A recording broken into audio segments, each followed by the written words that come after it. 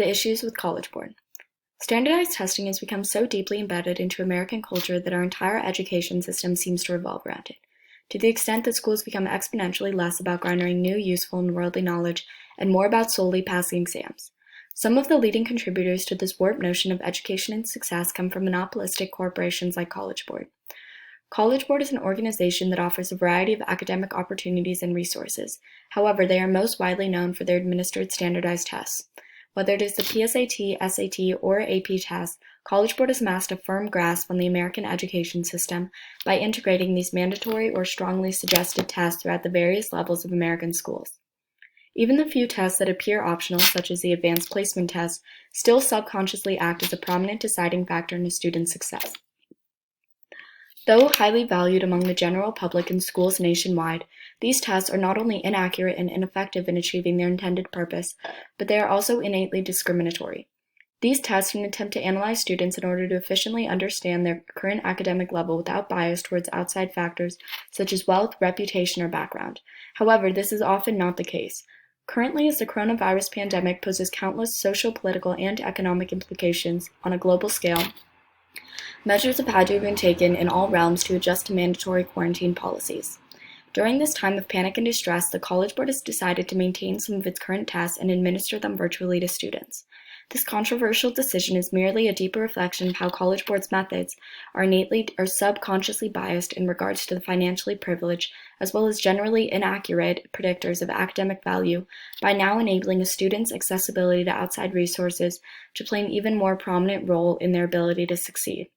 Furthermore, at-home tests are completely ignorant towards the inappropriate testing environment many students will face without access to a proctored and monitored test through their school.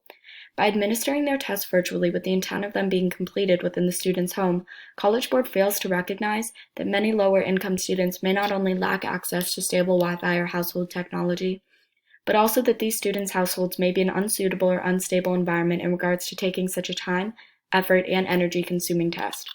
Resultively, it is highly likely that a student's test scores could be affected or altered by these conditions, preventing them from performing to their best abilities. My first primary claim is that these tests administered by College Board are biased and discriminatory. For those who believe that my previous claims stated are merely hypothetical, according to Kim Elsesser in her 2018 Forbes article, there is a clear disadvantage within the system determined primarily by students' racial identity and economic status. In her article, Elsesser asserts that with regards to race, in 2018, combined SAT scores for Asian and white students averaged over 1,100, while all other groups averaged below 1,000. And additionally, that with regard to income, a 2015 analysis found that students with family income less than 20,000 scored lowest on the test, and those with family income above 200,000 scored highest. These gaps are not remotely insignificant.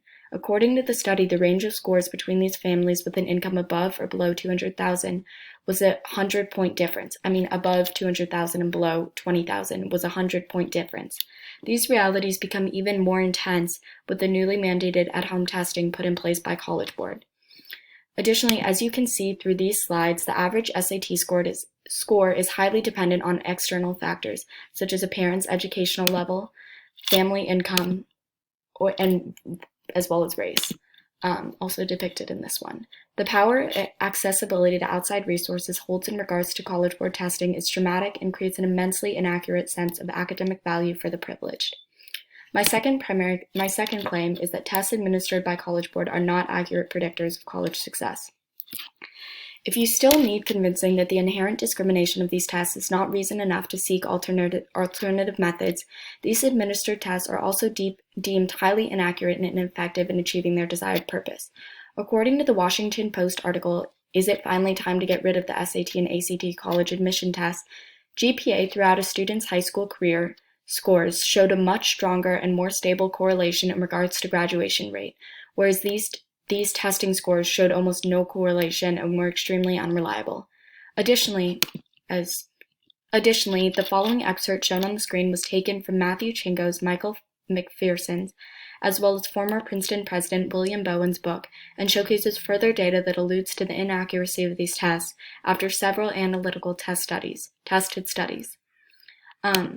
Even numerous well-renowned colleges are beginning to not require these tests and instead establish themselves as test optional due to these proven points. However, this deeply embedded issue demands national institutionalized change.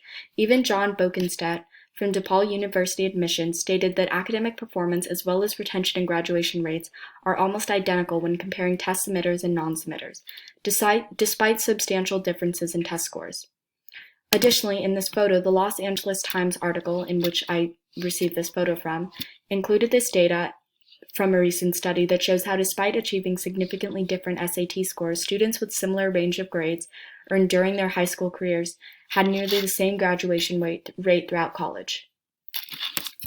In conclusion, now you may be asking yourself, why should you care, or how does this issue affect you? This issue is much more prominent than you assume because it affects the youth in America. It assigns faulty levels of worth within younger generations, which ultimately plays out into the future of America, especially politically. If we enable organizations like College Board to continue to create inaccurate measures of value within younger generations, whether intentionally or not, we are promoting a certain type of future that suppresses children's real identity and academic intelligence because of their background, race, or income.